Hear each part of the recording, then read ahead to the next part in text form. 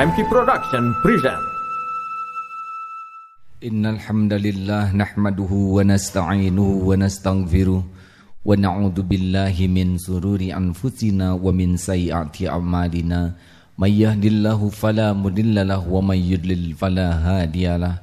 Asyhadu an la ilaha illallah wahdahu la syarikalah wa asyhadu anna Muhammadan abduhu wa rasuluh.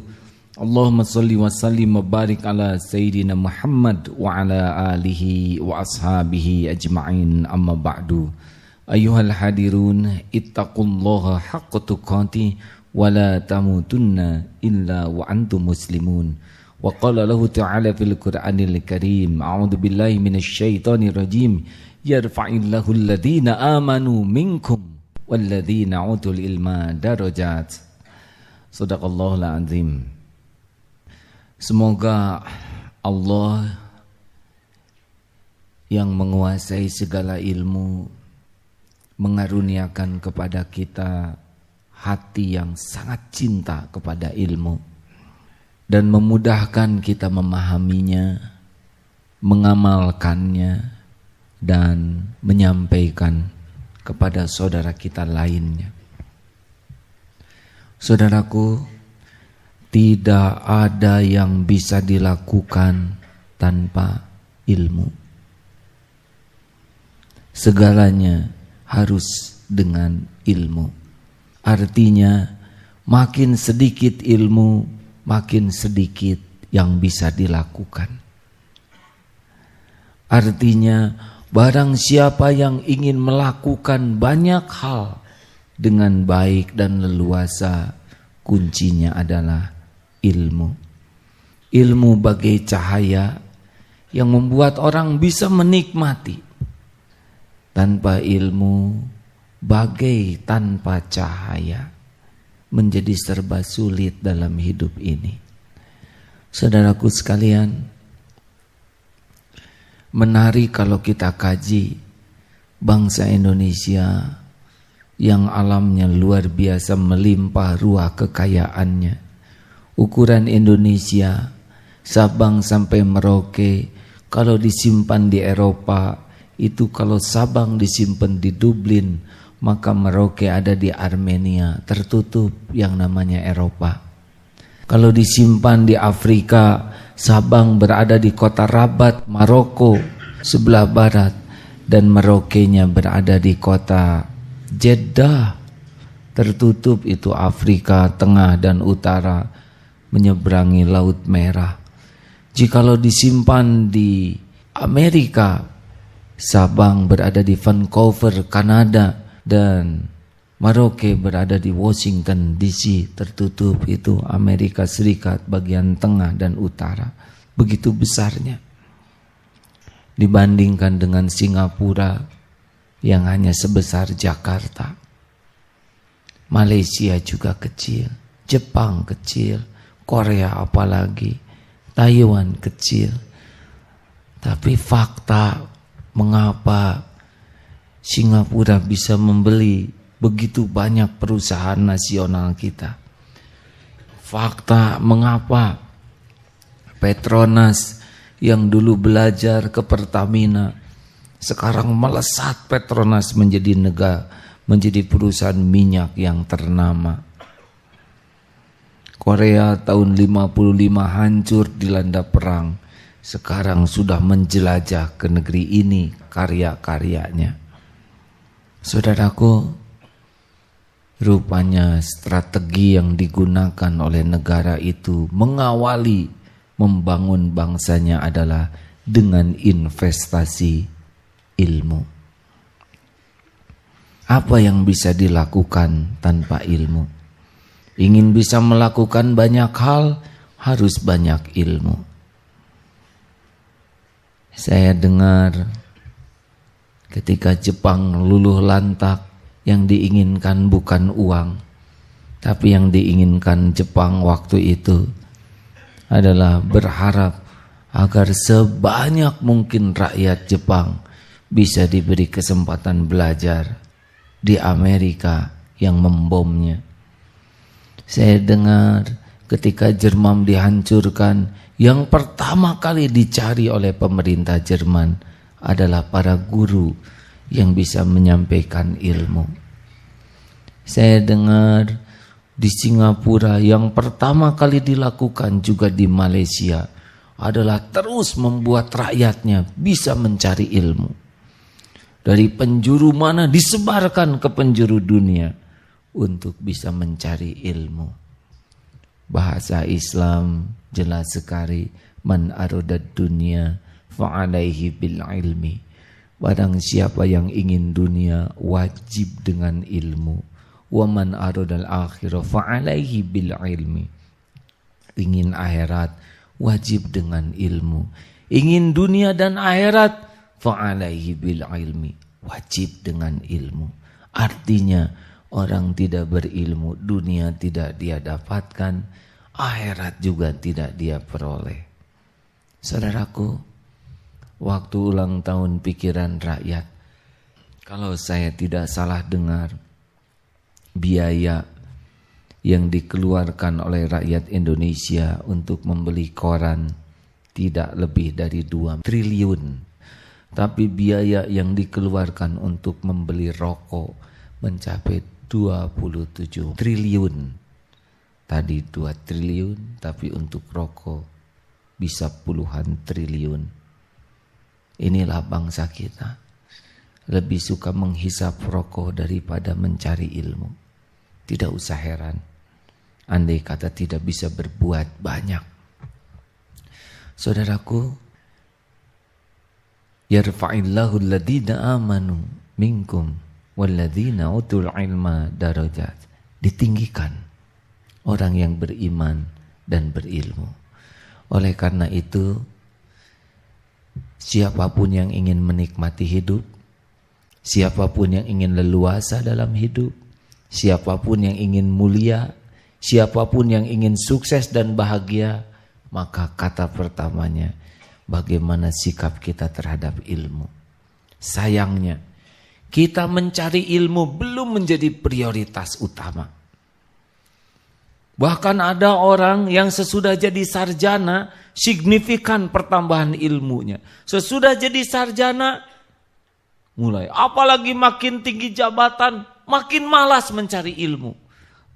Terbelenggu oleh kesombongannya. Ciri orang yang tidak berilmu atau kurang ilmu, bayangkan, tiap hari masalah nambah, kesulitan nambah, potensi konflik nambah, kebutuhan nambah, semua nambah. Tapi ilmu tidak nambah atau tidak seimbang dengan kecepatan masalah. Pasti kalau orang sudah seperti itu, stresnya yang nambah. Emosional sikapnya. Orang yang kurang ilmu, otak neurokorteksnya kurang input, maka yang berperan otak mamalia dan otak reptil dalam mengambil sikapnya. Maka kita tidak usah heran melihat bangsa kita seperti ini, sedikit-sedikit hajar, pukul, marah, emosional. Kenapa? Karena memang input menyelesaikan masalahnya tidak punya banyak. Akibatnya stok input reptilnya itu yang bisa membuat dia menyelesaikan masalah versinya. Kenapa ada orang tua yang tidak menikmati masa usia tuanya? Sederhana masalahnya, ilmunya tidak sebanding dengan umurnya. Malas belajar, malas baca. Kenapa ada pemimpin yang dibenci dan kerjanya marah-marah? Karena kurang ilmunya. Karena ilmu tidak ada, maka yang keluar itu marah saja. Kenapa rumah tangga tidak bahagia? Kurang ilmu. Tidak tahu bagaimana menyikapi istri. Istri tidak mengerti mengenai suami. Mengurus anak tidak paham. Stres. Oleh karena itulah hadirin, mencari ilmu hukumnya wajib. Seperti wajibnya sholat. Seperti wajibnya saum Ramadan. Sehari tidak dapat uang bukan masalah besar. Tapi sehari tidak dapat ilmu itu masalah besar. Sayang, kita belum akrab dengan kata ilmu. Padahal ayat pertama yang pertama kali turun adalah Iqra. Kalau saya baca dalam tafsir dari Pak Quraish Shihab, Iqra itu bukan semata membaca, tapi menghimpun. Menghimpun. Nah, oleh karena itu saya mengajak semua hadirin ini untuk menjadikan keberuntungan kita tidak diukur dengan duniawi saja. Setiap hari kita harus punya ilmu baru, punya pengalaman baru, wawasan baru. Kita harus menjadikan ilmu sebagai prioritas yang harus kita cari, karena ini fondasi yang membuat kita dapat dunia dan dapat akhirat. Nah, saudaraku, ilmu ini akan mudah dicari. Yang pertama, kalau kita punya niat lurus. Ilmu susah dicari bagi orang yang sombong. Kalau kita sudah merasa pandai, merasa tinggi, merasa tua, merasa tahu, kita tidak bisa mengambil ilmu. Kita harus seperti membawa gelas kosong yang selalu siap diisi. Makanya orang-orang yang takabur sulit dia mendapatkan ilmu baru, karena dia sudah membentengi diri. Seperti gelas yang dia penuhi, tidak ada tempat bagi yang lain. Niatkanlah, ya Allah, saya ingin dekat denganmu dengan ilmu. Saya ingin manfaat dengan ilmu. Saya ingin menikmati hidup ini dengan ilmumu. Pokoknya jadikan niat ilmu adalah untuk mendekat kepada Allah, untuk bisa berbekal pulang kepada Allah, untuk manfaat hidup di jalan Allah. Itu awalnya. Yang kedua, kita harus ikhtiar, tukir gaya, waktu, pikiran, tenaga, biaya. Kita harus menjadikan mencari ilmu itu bukan sisa waktu, tetapi bagian dari waktu kita. Seperti kenapa orang menggergaji susah? Karena tidak ada waktu untuk diasah. Berat sekali, hasilnya sedikit, begitulah.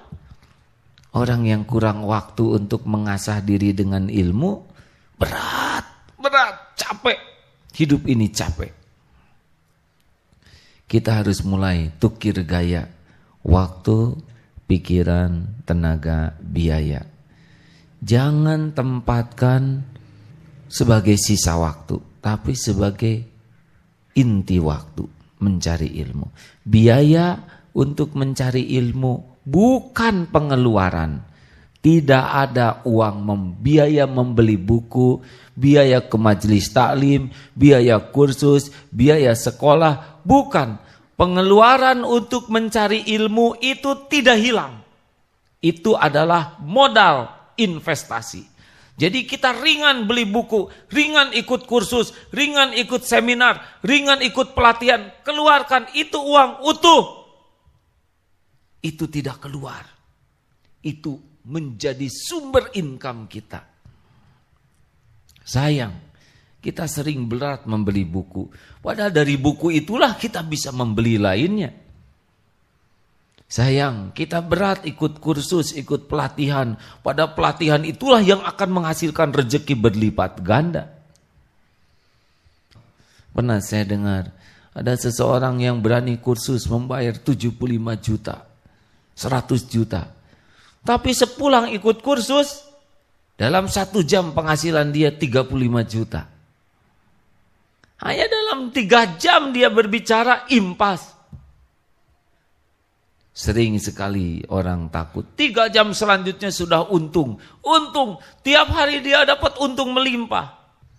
Maka saudaraku, waktu, tenaga, pikiran, biaya itu tidak pos sisa, tapi pos investasi.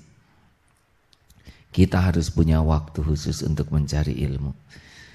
Kita harus mencari ilmu bukan sisa waktu, tapi jadwal harian kita. Kita harus mengeluarkan tenaga untuk mencari ilmu. Tidak boleh sisa tenaga. Fresh, segar.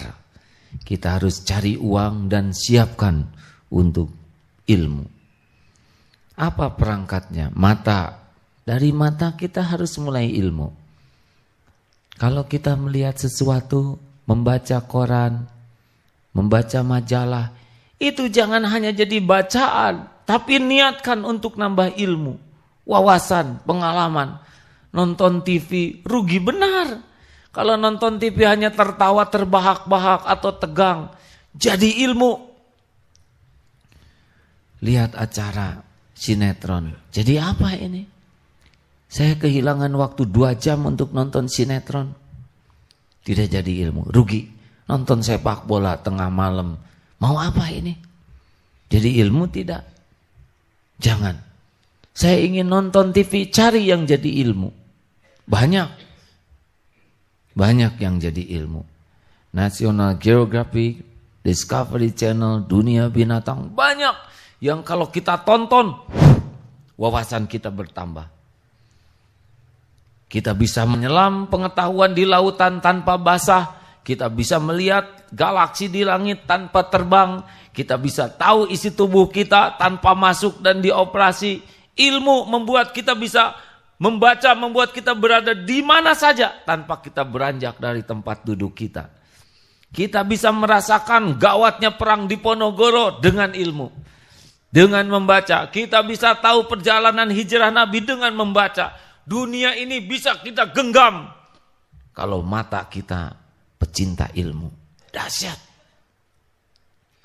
Dahsyat sekali. Maka sungguh menyedihkan kalau kita termasuk orang yang tidak suka membaca. Tidak ada orang sukses yang tidak suka membaca. Makin malas membaca, makin sedikit ilmunya, makin sedikit yang bisa dia lakukan. Oleh karena itulah, marilah kita gunakan aset mata ini untuk betul-betul menghimpun ilmu dengan membaca buku, melihat acara yang bagus, dengan menafakuri apa yang kita lihat di sekitar kita. Niatkan cari ilmu. Telinga, buat apa ngobrol kalau tidak jadi ilmu? Buang-buang waktu. Buat apa dengar radio kalau yang kita dengar tidak jadi ilmu? Waktu kita tercuri. Jangan biarkan waktu yang berharga hanya untuk mendengar obrolan yang tidak berharga. Rugi. Terlalu berharga waktu kita. Jangan dengar berita kecuali jadi ilmu. Tenaga, kita harus mau melangkah. Cari teman orang-orang berilmu. Kalau mau belajar, belajar dari yang paling ahli. Jangan setengah-setengah. Kalau kita belajar ngurut dari orang yang baru belajar ngurut, tidak usah heran jadi keseleo. Cari pakar urut yang paling bagus. Kita akan punya ilmu terbaik. Ada seorang pakar pelatih yang memang pikirannya, saya mau belajar dari yang terbaik. Saya mau berinvestasi apa saja agar saya belajar dari yang terbaik. Kalau kita tidak suka mendatangi tempat-tempat terbaik, orang-orang terbaik, mendengar sesuatu yang terbaik, kita tidak bisa jadi yang terbaik. Keluarkan tenaga, biaya untuk menemui sumber-sumber ilmu terbaik. Kita bisa menjadi manusia terbaik.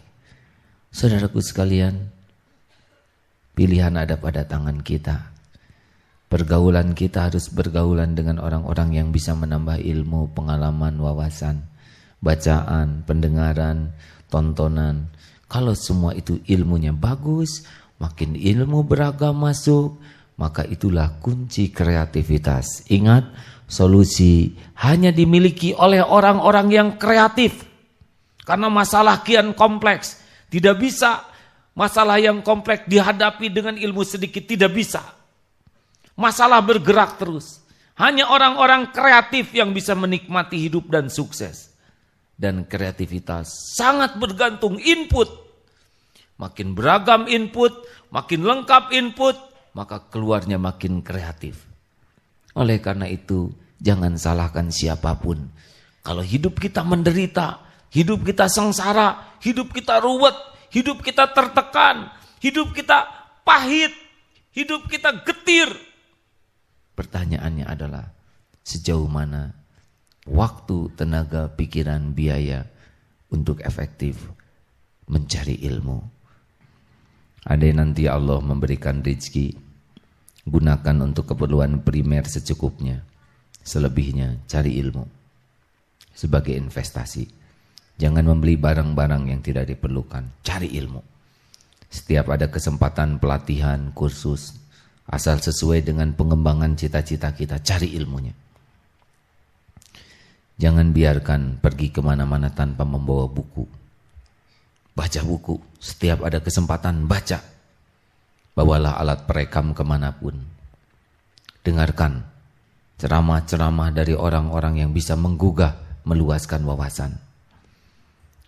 Usahakan kita punya waktu bertemu dengan orang-orang berilmu. Gali ilmunya, gali pengalamannya. Jangan terlalu banyak bicara. Banyaklah bicara untuk menggali, membuka gerbang ilmu. Tiap orang punya pengalaman.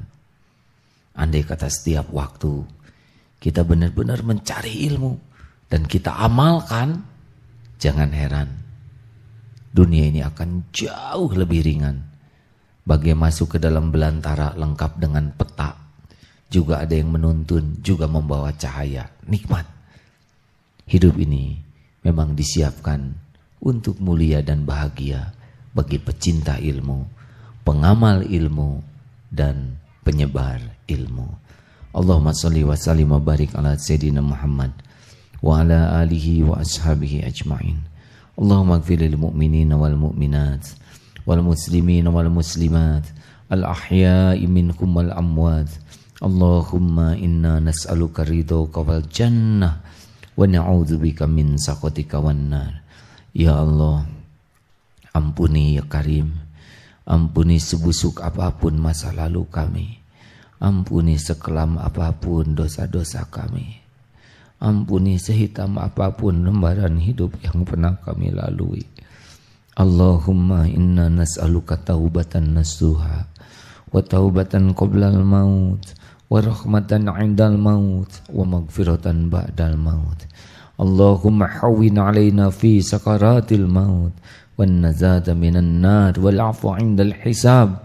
Allahumma inna nas'aluka husnal khatimah wa na'udzubika min su'il khatimah. Ya Allah, golongkan kami menjadi orang yang mencintai ilmu-Mu. Mudahkan kami memahami ilmu-Mu ya Allah.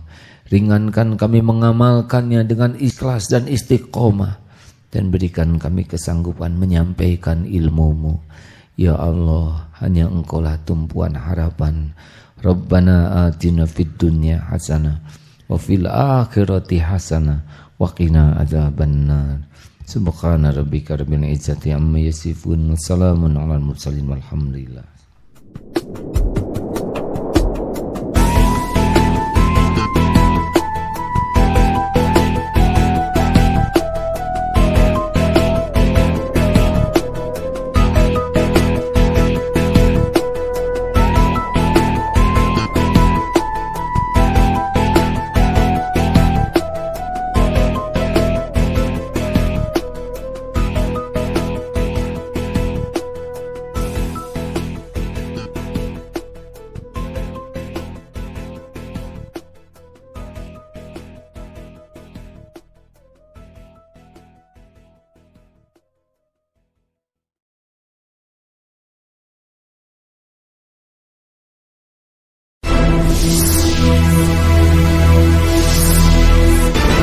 MP Production present.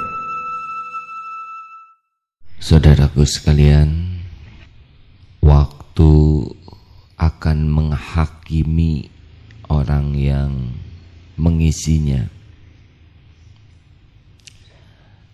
Di dalam surat Al-Asr, nasib seseorang bisa dilihat dari sikapnya terhadap waktu. Oleh karena itu, seorang yang bermutu akan tampak dari bagaimana dia menyikapi waktu.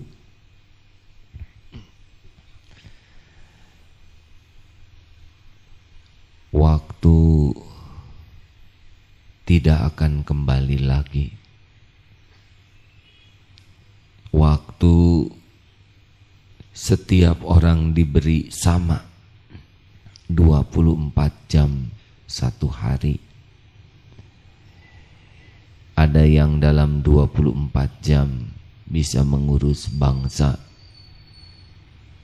ada yang bisa mengurus perusahaan, tapi ada yang mengurus dirinya saja tidak sanggup. Bintang kelas dengan yang tidak naik kelas sama 24 jam sehari. Saya dan saudara pun sama. Saya dan Presiden Susilo Bambang Yudhoyono sama. Kita dan Nabi Muhammad SAW sama 24 jam sehari. Mengapa nasib berbeda? Boleh jadi salah satu faktornya adalah bagaimana kita menghargai waktu.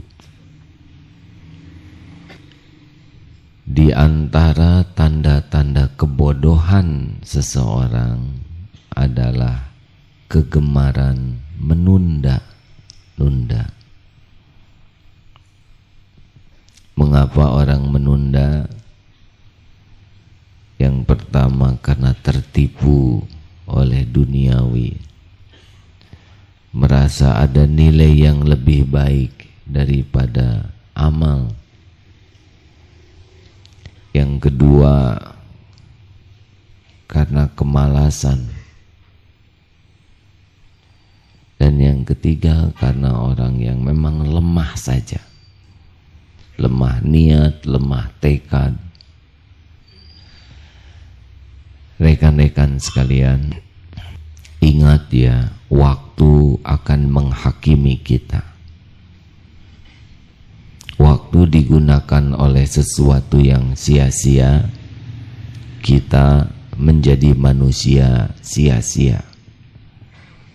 Waktu digunakan untuk sesuatu yang tak berharga, maka kita menjadi tidak berharga. Waktu digunakan untuk sesuatu yang berharga, kita jadi berharga.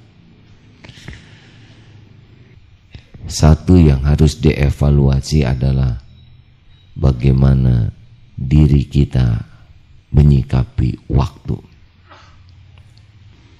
Islam mengajari kita sangat sensitif dengan waktu. Sholat 5 kali sehari itu adalah informasi betapa kesuksesan sangat dekat dengan orang yang sensitif terhadap waktu. Semakin sering melihat jam, dia semakin efektif menggunakan waktu. Karena orang selalu memperhatikan sesuatu yang penting. Semakin jarang ingat kepada waktu, berarti waktu belum dianggap penting.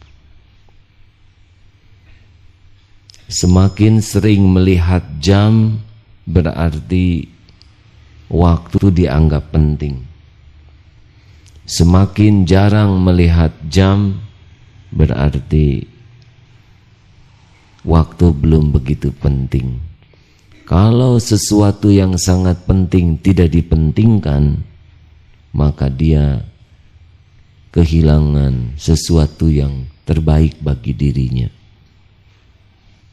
Menurut penelitian, semakin kita sering berhitung dengan waktu, maka semakin bernilai waktu kita.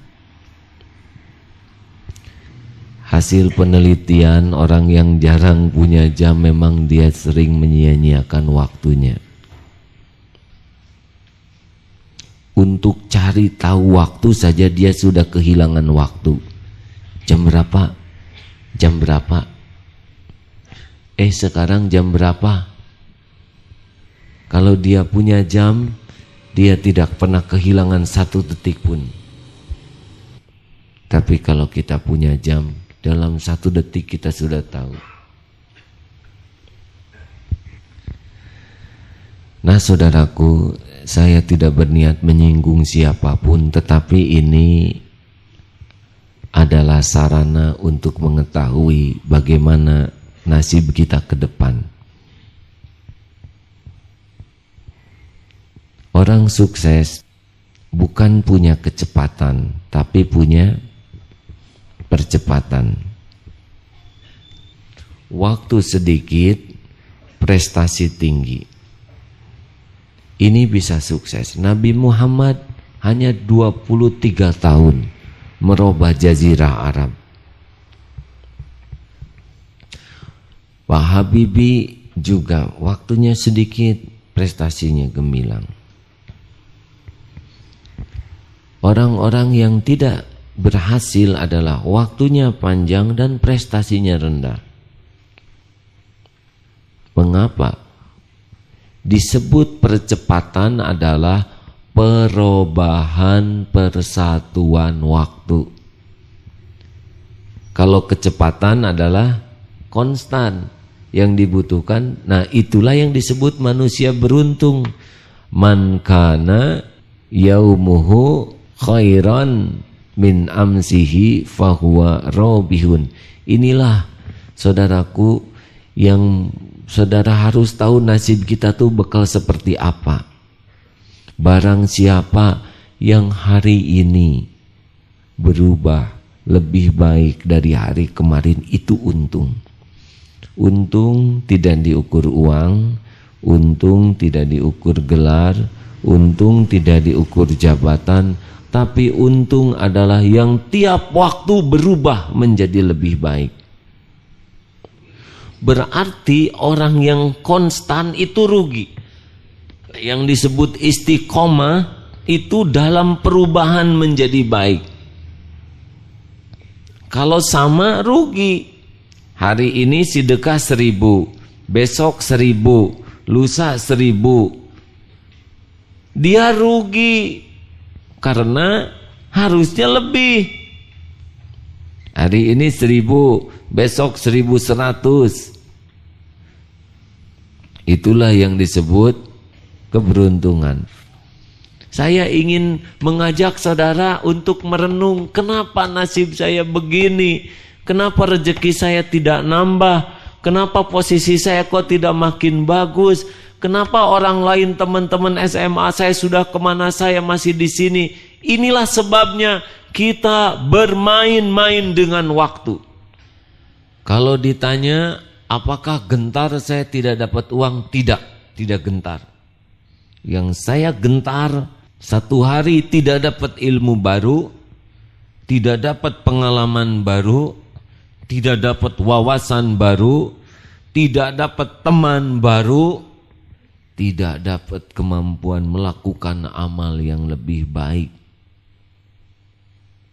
Rezeki ikut, posisi ikut, kemuliaan ikut. Karena itu adalah bonus, bukan inti. Profesi tukang cangkul, makin tua pasti tidak bisa nyangkul. Kalau tidak berubah, tidak dapat apa-apa. Min husnil islamil mar'i tarkuhu ma la ya'ni. Di antara ciri kebaikan seorang Islam, Muslim, adalah meninggalkan sesuatu yang sia-sia. Marilah sahabatku sekalian, mulai detik ini jangan relakan waktu berlalu sia-sia. Dia akan menghakimi kita. Melakukan sia-sia, kita jadi sia-sia. Melakukan sesuatu yang tak berharga, kita jadi sampah. Pilihan kita hanya satu.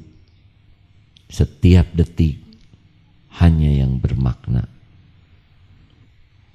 Bagaimana supaya efektif? Efektif itu hanya terjadi kalau punya target, punya program, punya perencanaan yang detail. Tidak ada target, tidak ada program, tidak ada perencanaan yang detail, tidak ada efektivitas. Orang yang boring, jemu, itu pasti tidak punya program. Kalau orang sudah terjadwal target bulanan, mingguan, harian, tidak ada waktu tersia-sia. Orang lontang-lantung tidak bisa. Dikala orang berpacu luar biasa mencari ilmu untuk menghadapi masa depan, dia santai-santai saja. Saifullah Fatah, kita kagum, usia muda, pikirannya brilian. Terlahir dari keluarga yang amat sederhana, di kampung yang amat pojok. Tetapi saya dengar Saifullah Fatah ini begitu rajin membaca. Tiap waktu harus jadi ilmu. Bapak tidak sanggup beli, pinjam buku perpustakaan, dibaca oleh anaknya. Koran bekas baca. Begitu banyak inputnya. Dengan membaca, kita bisa berada dalam suasana perang di Ponorogo. Dengan membaca, kita tahu pertempuran di Berlin. Dengan membaca, kita bisa merasakan perjalanan Nabi ketika umroh, ketika haji.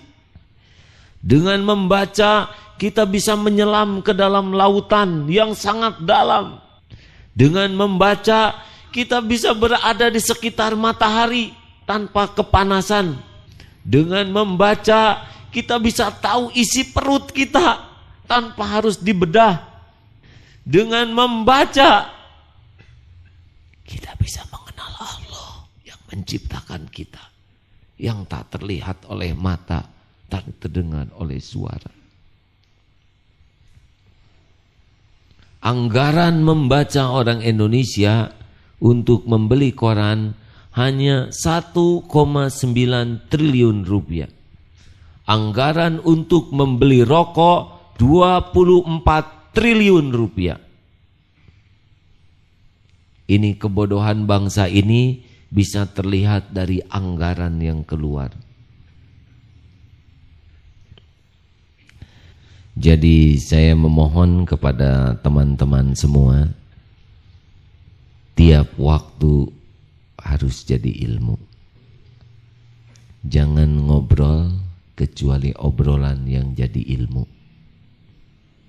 Ilmu baru, pengalaman baru, wawasan baru, sahabat baru.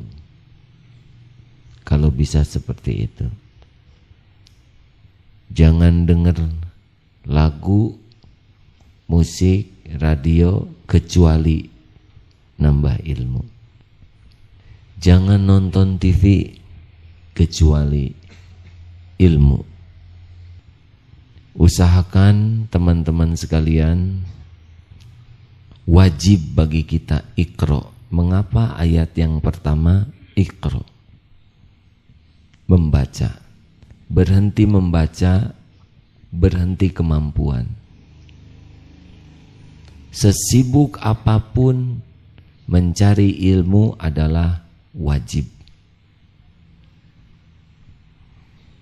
Saudara bekerja tidak dapat ilmu baru, saudara rugi. Pasti rugi. Karena masalah bergerak terus. Kesulitan bergerak terus. Masalah berkembang cepat. Kebutuhan kita berkembang. Semua berkembang. Bagaimana mungkin kita bisa menyikapinya tanpa belajar? Waktu ujian di sekolah SMA, ada yang nilainya 10, ada yang 8, ada yang 6, ada yang 4, ada yang dengan ujian dapat piala murid terbaik, ada yang dengan ujian dia dihina karena tidak lulus. Soalnya sama, waktunya sama, ujiannya. Apa yang membedakan? Sama hidup juga begini. Masalah yang kita hadapi nyaris setiap orang sama, setipe, sudah diukur oleh Allah. Apa yang membedakan? Tergantung persiapannya. Rajin tidak dia belajar, rajin tidak dia berlatih. Kalau kurang ilmu, menjelang ujian stres, ketika ujian stres. Kenapa orang tua tegang terhadap anaknya? Boleh jadi pertumbuhan usia anak tidak disertai dengan pertumbuhan ilmu orang tua. Jadi saya kagum kepada saudara-saudara yang tidak heboh kepada ilmu. Kecepatan masalah tuh luar biasa cepatnya ini. Umur makin tua, fisik makin menurun kemampuannya. Masalah makin banyak, kebutuhan anak, istri. Ini bergerak terus ini dan tidak bisa direm. Perubahan itu tidak bisa direm. Jadi kita sedang balap nih. Jadi kalau kita tidak agresif belajar, rontok. Kalau ilmu tidak nambah, seperti pakai sepatu ukuran 36 padahal kakinya sudah 42. Jebol. Harus ikut kursus. Harus ikut pelatihan. Makin banyak orang, makin banyak masalah. Dalam tempo 3 tahun lagi ekonomi Indonesia akan menjadi sangat berat lagi. Karena ujian, kalau tidak ada manuver hebat. Nah, saya mohon oleh karena itu mulai sekarang kita tradisikan mencari ilmu baru, pengalaman baru, wawasan baru. Stop beli barang yang tidak perlu. Stop beli handphone yang bagus. Untuk apa? Makanya aja tidak bisa, kurang ilmu. Ini kok SMS-nya nggak keluar-keluar ya ayah? Tolong pastikan perpustakaan bukunya harus rusak karena sering dibaca, daripada bagus karena tak disentuh. Setiap pergi kemana-mana tas harus bawa buku. Makin dekat makin baik. Selalu dihitung dengan waktu. Saya harus baca sekian menit, olahraga sekian menit, ngobrol, rapat. Rekan-rekan, kita sedang membahas masa depan ini. Kita menggunakan waktu, tapi tidak tahu cara menggunakannya. Ini sama dengan membaca, tidak tahu cara membaca. Kita punya mobil bagus, tidak tahu cara menggunakannya, mau pergi kemana? Kita ditentukan oleh waktu, tapi tidak tahu cara menggunakan waktu, terus mau jadi apa? Kita belajar, tapi sering tidak tahu bagaimana cara belajar. Kita menggunakan waktu, tiap waktu, tapi tidak tahu menggunakannya. Seperti punya bedil, punya bazooka, tidak tahu pakainya dibawa kemana-mana. Kita harus belajar yang paling fundamental. Belajar membaca dengan efektif, belajar mendengar dengan efektif, belajar menggunakan waktu dengan efektif, baru kita jalan. Belajar yang lainnya gampang. Kita mendengar efektif, tidak belajar. Membaca efektif, tidak juga tahu. menggunakan waktu, makanya kita kehilangan waktu. Kita memang mendengar, tapi berhasil tidak. Kita memang membaca, tapi nyangkut tidak. Seperti gini ya, kita manusia.